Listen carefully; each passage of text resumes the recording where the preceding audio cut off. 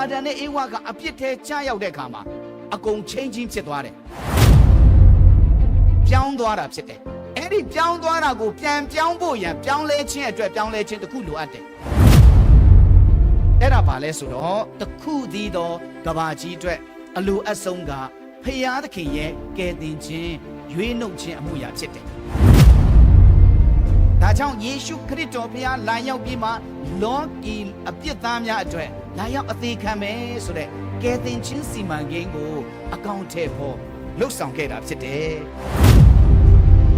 ဒါကြောင့်အပြစ်ဝင်လာတဲ့အခါမှာဘုံတော်ဝိရှုံတွေပျောက်သွားပြီးမှရှက်ကြောက်ခြင်းကိုပြောင်းလဲသွားတာဖြစ်တယ်အဲ့ဒီပြောင်းလဲခြင်းအတွက်နောက်ထပ်ပြီးမှပြောင်းလဲဖို့လိုအပ်တဲ့အရာတစ်ခုလိုလားအဲ့ဒါကတော့ဖယားသခင်ကိုယ်တော်တိုင်တည်တဲ့ရစ်ပလင်ဖြစ်တယ်သူရစ်ပလင်အားဖြင့်ဒီကမ္ဘာဒုက္ခကိုဘယ်လိုဖြေရှင်းတယ်ဆိုတာလေ့လာခဲ့ပြီးသားဖြစ်ပါတယ်အဲ့ဒီအတွက်ကြောင့်ချစ်တော်မိတ်ဆွေတို့အချစ်နဲ့အပြစ်နှစ်ခုပဲဒီနှစ်ခုထဲမှာအပြစ်သားဘဝကိုပြောင်းလဲသွားခဲ့ကြတဲ့အခါမှာအထူးသဖြင့်ဒီအာဒံနဲ့အေဝါကဓမ္မအတန်ကနေအရင်တုန်းကတော့ဖယားသခင်ရဲ့အတန်ပဲကြားရတယ်အဲ့ဒီချိန်နဲ့စာမှစူညံတန်တွေတောကတန်တွေဒုက္ခတန်တွေဒါတွေဝင်လာတဲ့အခါမှာအတ္တမအတန်တွေကြားလာရပြီဖြစ်တယ်အဲ့ဒါလိုပြောင်းလဲသွားတယ်အဲ့ဒါကိုငကိုပကတိနေရာပြန်ဖြစ်ဖို့ဖယားသခင်ကိုယ်တော်တိုင်ပြန်ပြီးမှသူ့ရဲ့မပြောင်းလဲသောချစ်ချင်းမေတ္တာ agape love ပေါ့နော် unconditional love unwavering love မရွေ့မလျားတဲ့အမြဲမတစေခိုင်ခန့်တဲ့ချစ်ချင်းမေတ္တာနဲ့ပြန်လဲပြောင်းလဲမှုတည်ဆောက်ပေးတာဖြစ်တယ်အဲ့ဒီအတွက်ကြောင့်ဒီကနေ့မပြောင်းလဲခဲ့တော့ပြောင်းလဲခြင်းတခုကိုလည်းကျွန်တော်ပြန်ပြီးမှဆင်ခြင်ကြည့်ရအောင်အဲ့ဒီမပြောင်းလဲခဲ့တော့ပြောင်းလဲခြင်းကဘယ်ခေတ်ကိုကြည့်မလဲဆိုတော့ no a ခေတ်ပဲဖြစ်ပါတယ်အာဒံနဲ့အေဝါပြည့်ရင်အထင်ကရကျွန်တော်တို့ဆွဲထုတ်ပြပါဆိုရင်တော့ no a ခေတ်ဖြစ်ပါတယ်ရေလွှမ်းမိုးတာเนาะဒီမှာကြည့်တဲ့အခါမှာ no a ကတကယ်ကိုမအောင်မြင်တဲ့ဓမ္မဆရာတယောက်လို့ကျွန်တော်တို့ဒီကနေ့ခေတ်ကာလရဲ့ report အတိုင်းပြောမယ်ဆိုရင်တော့မအောင်မြင်ရှာဘူးတရားပွဲကျွန်တော်တို့လိုဒီလိုရစ်တဲ့ဘက်ဟောတာမဟုတ်ဘူးနှစ်ပေါင်းရာနဲ့ချီလောက်ဟောခဲ့တာဖြစ်တယ်တရားမှမပြောင်းလဲဘူး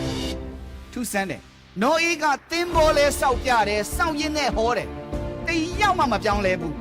သူ့ရဲ့မိသားစုသူ့သား၃ဦးချွေးမ၃ယောက်သူ့ဇနီးကလွယ်လို့ကဘာသူကဘာသားများအားလုံးရေထဲမှာစုံစုံမြုပ်ပြီးမှပျက်စီးသွားကြတယ်ဆိုတာကျွန်တော်တွေ့ရခြင်းဖြစ်တယ်ဒါကြောင့်နောအေးကကဘာပေါ်မှာပထမဦးဆုံးကဘာပြက်မဲ့အကြောင်းကိုဖျားသခင်ထံမှာတည်င်းစကားရရှိပြီးမှဟောကြားခဲ့တဲ့ဓမ္မဆရာတစ်ပါးဖြစ်တယ်ဟောခဲ့တဲ့နှစ်ပေါင်းလည်းပဲတင်ဘောဆောက်တဲ့နှစ်နဲ့အနေနဲ့တွက်မယ်ကျမ်းသက်ပုဂ္ဂိုလ်တွေတွက်ထားတဲ့ညွှန်းထားတဲ့အတိုင်းဆိုနှစ်ပေါင်း120လို့ခေါ်တယ်အဲ့လောက်ထိဒါပေမဲ့လည်းလူတွေကကြားတယ်မခံယူတဲ့အခါမှာယုံကြည်ခြင်းနဲ့မယောနောတဲ့အခါမှာနော်ဘယ်သူမှကယ်တင်ခြင်းအမှန်တကယ်မရခဲ့ဘူးဆိုတာတွေ့ရခြင်းဖြစ်တယ်ဆိုတော့အဲ့ဒီနောအေခေတ်မှာကြည့်တဲ့အခါမှာအထူးသဖြင့်ပြောင်းလဲမှုအကြီးကြီးပြန်ဖြစ်တယ်အာဒံနဲ့အေဝါခေတ်မှာဒီကဘာကြီးကပြောင်းလဲမှုကြီးဖြစ်သွားပါတယ်ဆိုနေမှနောအေခေတ်မှာလည်းအကြီးအကျယ်ပြန်ပြောင်းလဲတယ်ပြောင်းလဲတာကောင်းတဲ့ဘက်ပြောင်းလဲတာမဟုတ်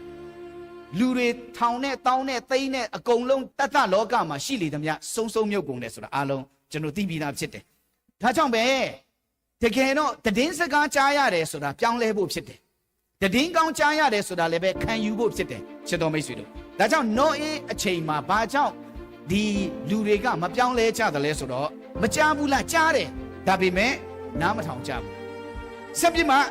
နောအေးကိုမမြင်ဘူးလားမြင်တယ်ကျမ်းစာအရပြောမယ်ဆိုရင်တော့သူတို့ကမြင်ပြီးမှတောင်မှကဲ့ရဲ့ရှုံချခဲ့ကြတာဖြစ်တယ်နောအေးကိုလည်းမြင်တယ်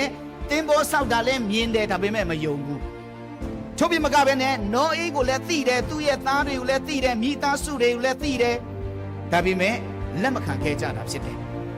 ဟုတ်တယ်မှန်တယ်ဒါပေမဲ့မမှတ်ထားကြအမတ်သေးချင်မရှိကြတဲ့အခါမှာအေးစေးပဲနောအေးတရားဟောလို့မပြောင်းလဲတဲ့လူတွေကိစ္စမရှိဘူးသူတို့ပဲပျက်စီးသွားတယ်ချစ်တော်မိတ်ဆွေအဲ့ဒီတင်းစကားကြားရလျက်နဲ့မပြောင်းလဲတဲ့လူတွေကပျက်စီးခြင်းကိုသွားတယ်ဆိုတာတွေ့ရခြင်းဖြစ်တယ်ဒါပေမဲ့အဲ့ဒီမှာဝမ်းသာစရာတစ်ခုရှိတာတော့ကျွန်တော်တို့ဒီကနေ့ကျွန်တော်ကိုယ်တိုင်လည်းအဲ့ဒါကိုတရားသဘောဆင်ခြင်မိတာဖြစ်တယ်နောအေးကကဘာတစ်ခုလုံးလူသားတွေမပြောင်းလဲသည့်တိုင်အောင်သူ့မိသားစုကိုအပါကယ်တင်ခြင်းသင်္ဘောထဲမှာပေါ်သွားနိုင်ခဲ့တာဖြစ်တယ်။ဘာကြောင့်လဲ။အဖြေကတလုံးတည်းပဲ။နောအေးကရစ်ပလင်တဲတဲ့ဖခင်ဖြစ်တယ်။ ဖျားရေးတရားရေးကိုကလေးကစားတယ်လို့သဘောမထားပဲလေးနဲ့စွာနဲ့သူ့မိသားစုကိုဥဆောင်တဲ့အခါမှာ